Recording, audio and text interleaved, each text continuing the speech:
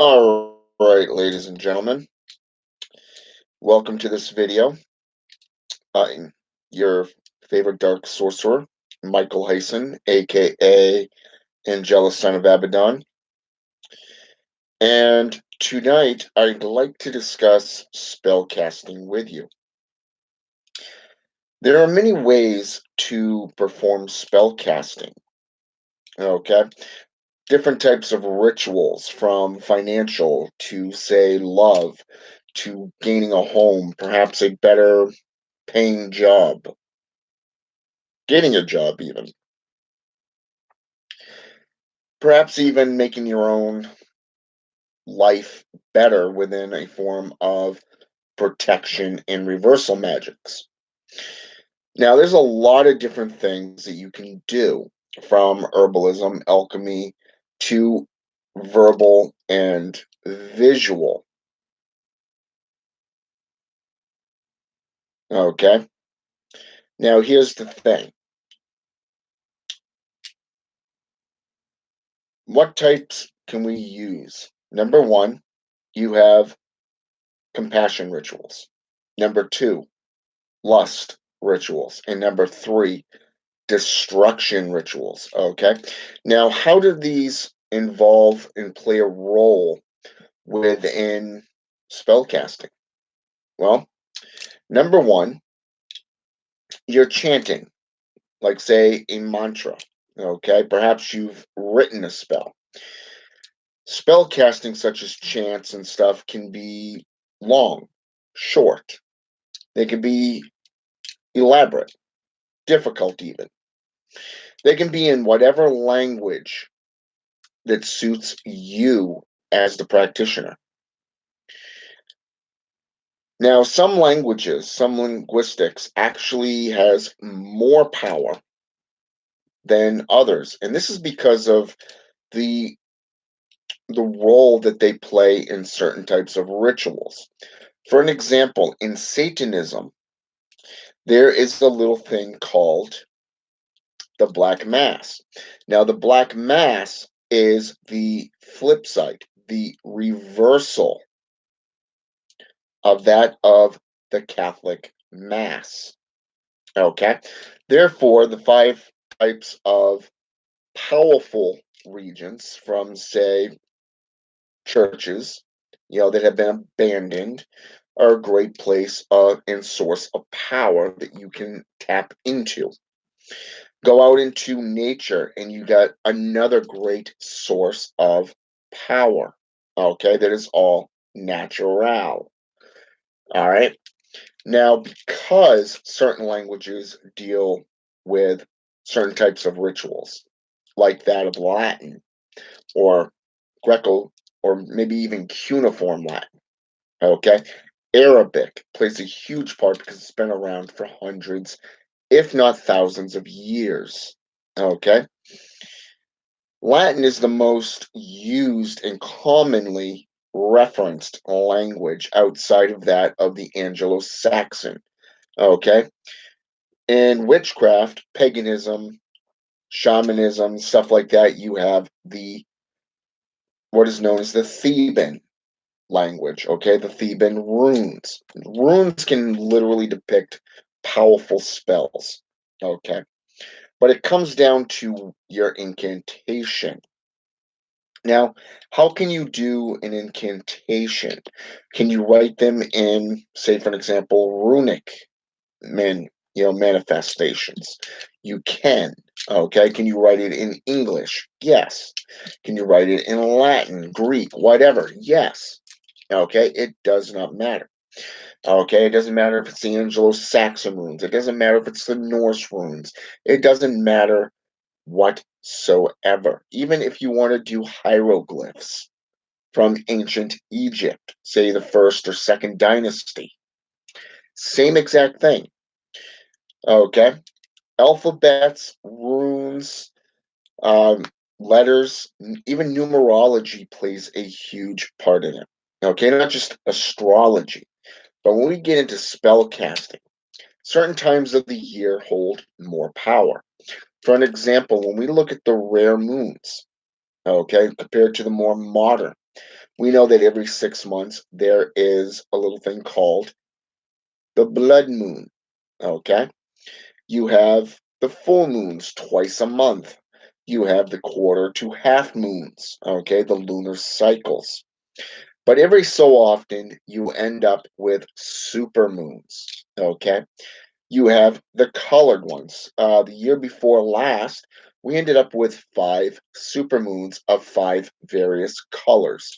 Now, that was a perfect year to do a hell of a lot of incantations, a hell of a lot of rituals to benefit your life and that of your clients. Okay.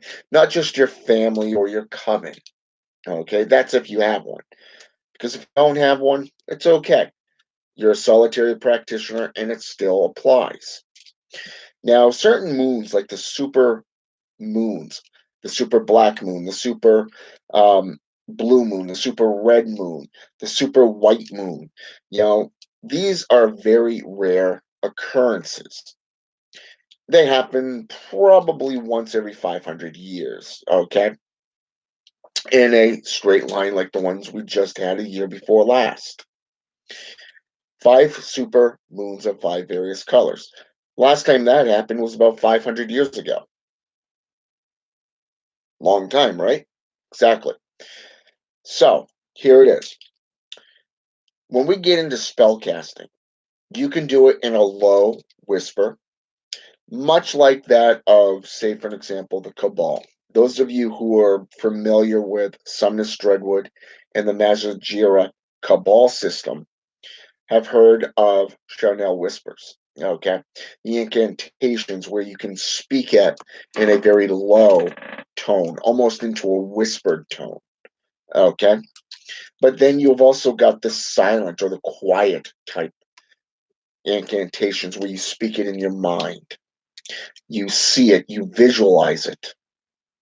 You get into the difficult incantations, like, say, the chant of the goddess, for an example, that of Aradia, all right, in Wiccan and paganism. Very good incantation that can be modified within a chant, okay, that will benefit you. Now, as you can see right behind me, see where Baphomet is? If you look just above it, that's the chant of the Dark God. Okay? Prime example there. It's got a number of male divinity names on it. It kind of tells you exactly what it is. Okay? It's got a little bit of a chant, probably about two or three small paragraphs that you can read. All right? Now, this is nothing new. This stuff's been around in one form or another. You can go into the ancient grimoires and see the exact same thing. A small little incantation, a small little chant, a mantra that can be utilized to improve your spells. All right. Now, you can do it loudly, you can do it quietly. It does not matter. You can do it in a circle, you can do it outside of a circle around a bonfire. It does not matter. What it matters, what does matter is number one, you have your intent. Okay. This is the method that you put forth of knowing what type of ritual you want to go for. Okay. What is the purpose of that ritual? This applies to your intent. Okay. Second of all, you have your visual aids. Okay. Let's say, for an example, you're doing a love spell, or you're doing one of, say, for example, a hexing spell where you're teaching an enemy a lesson. Okay. What you do is you use a photo of that individual, which you can get off, say, um, let's say, for an example, if you're friends with them on Facebook, okay, perhaps even here on YouTube, okay, you can literally take a snapshot of that, okay, go underneath that person's personal account. It doesn't matter if they have a lot of information or very, very little. That individual's energy, his or her personal energetic field has touched that page. They put a lot of time into it, creating it, stalking their victims, whatever. They have put their energy upon that site. All right. Therefore, if you take a snapshot of their profile or you go underneath one of their personal photos and you print it off, that is a visual aid. Okay. If you go and you end up getting things like, say, for an example, hair clippings, fingernail clippings, an item of clothing, perhaps even the very dirt that they've stepped on, this is something that links them to that incantation, that spell. Okay. Remember the old 1990 movies, that of Warlock, for an example? Warlock 1, starring Julian Sands. Okay. Right there, they used an iron nail to which they hammered down into the footstep of the warlock, causing that warlock great pain. All right. Right there is a visual aid. You're visually looking at an item that will benefit you through your spell casting. Okay. Now, if you go back earlier in that movie, you'll also see the fact that they utilize a small incantation to make, I believe her name was Laurie Singer, if I remember correctly. Correct me if I'm wrong. I believe I'm correct that it was Laurie Singer or Sanger. And she ended up aging twice in a day. Okay. So she only had a few days to live before she would have died. Okay. A small little incantation, a little spell that you can say. Now, visual aids really help in your spell casting, like having a Baphomet statue, perhaps even a skull. Okay. Now, moving on from there, you also have what is called the repetition. Okay. Now, what is repetition? Repetition is something that you do to improve the power, like chanting. Doing a mantra, for an example, increases the energy, okay, that you are having swirled around you, okay, getting ready to link it to that target, that victim. Perhaps it's based off a hex, a curse, maybe even bringing somebody like during a love spell. Okay. Same exact thing. You're building up that energy, you're building up that current, you're creating a cyclone effect. Okay. Those of you who have your own altars, even in a coven setting where all of you are working towards a single goal, chanting the same thing over and over again. This is repetition. Okay, much like you would when you're working out. Okay, when you're lifting weights, that's repetition. Okay, you're building up that energy, you're working those muscles. Okay, you're building up that energy. Okay, and that's what repetition is, because what you're doing is you're repeating the same thing, the same incantation over and over again while you're visually bringing up that energy level. You're focusing on that visual aid. You're focusing on the words, your intent during that ritual. Okay. And finally, you have what is known as the sending aspect. Okay. The flinging of that spell out into the void, the universe. Now, you remember the other video I did on talismans, amulets, and their Arabic and Latin names. Okay, and what they represent.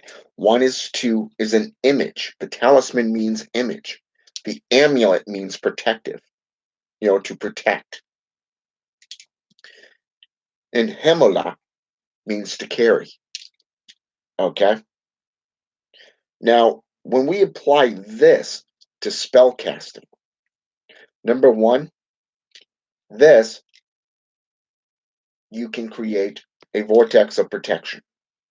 You're carrying it on you, much like rings, the Horcrux.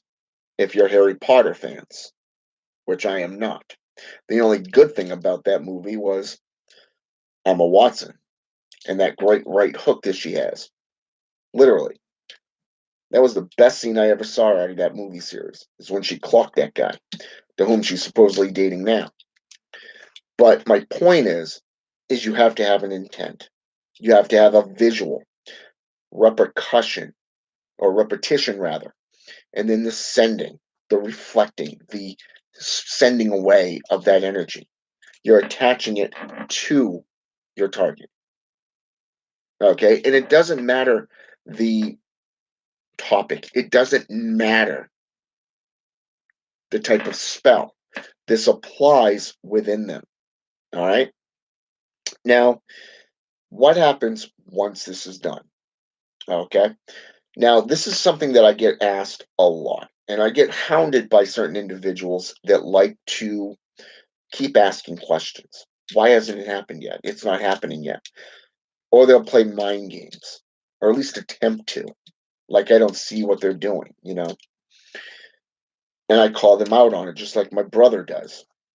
Now, what's interesting here is that the mundane world wants everything now. They want it instantly. Depending on the power of the sorcerer or sorceress, it could take hours, it could take days, years, okay, before it actually manifests. If you're doing a love spell, it could happen anytime in the next 5 minutes to the next 5 years, okay? But the question that you really want to ask yourself is, do you want a zombie or do you want somebody that is independent, can think for themselves, that desires to be with you, okay? And that is the intent, the visual, the repetition that you're applying to your spell. Okay? When you hate an enemy, you hate them with a whole heart. Your intent is to do them harm, to end them, to cause their lives misery, a complete and utter destruction. So therefore, you would visualize all your anger, all that pain and suffering that they've inflicted on you, and visualize it being sent back to them tenfold. And in the meantime, you're committing yourself to that mantra, that spell. Okay, and like I said, it doesn't matter the language. It doesn't matter if it's quiet, loud. It doesn't matter if it's long, short, difficult, elaborate. It doesn't matter. It could be a series of maybe one sentence. It could be an entire paragraph. It does not matter. You have to link everything to that spell, basically putting in your entire ka, as Sorceress Cagliostro would call it. Okay? It is your essence, your entire being, everything that you are into that spell. Okay? And that's if you're doing it yourself. But like I said, a lot of clients, they want it now. They can't wait for it. Okay? It could be a month. It could be 5 years down the road. Okay? I've had clients come back to me after I've done a spell, and it has literally been anywhere between a month, let's say 2 days, a month, even 2 years down the road. Nothing's happened. So they come back and they inquire about it. And not 48 hours later, after they've stopped, after they've given up, bam, it happens. You see, the client doesn't know what magic's capable of doing, especially if you're working with dietas, say angels, demons, let's say the jinn, the loa, the ugan, okay? These beings work on a whole nother level than you or I would. And we work on a level that the regular mundane world doesn't, okay? It is that frequency, that harmonic frequency of tonal bullseye within an intent. This is why an experienced magician would tell you, if you do not know what you're doing, do not do it. Go to somebody that actually has the experience. Okay? Because a lot of us have learned the hard way. But you've also got a lot of fakes and a lot of phonies out there who pretend to be knowing what they know. There's a lot of these fakes that are nothing more than scammers. Look at the Illuminati types. Same exact thing. They put out phone numbers, they give these empty promises. 2, 3 years down the road, you haven't seen one thing on your investment and they've disappeared. They're nothing more than attention whores. Okay? And once you've given them what they want, they disappear on you. A practitioner would not do that. A practitioner will tell you exactly what to expect. They'll tell you to be patient, to get out of your own way,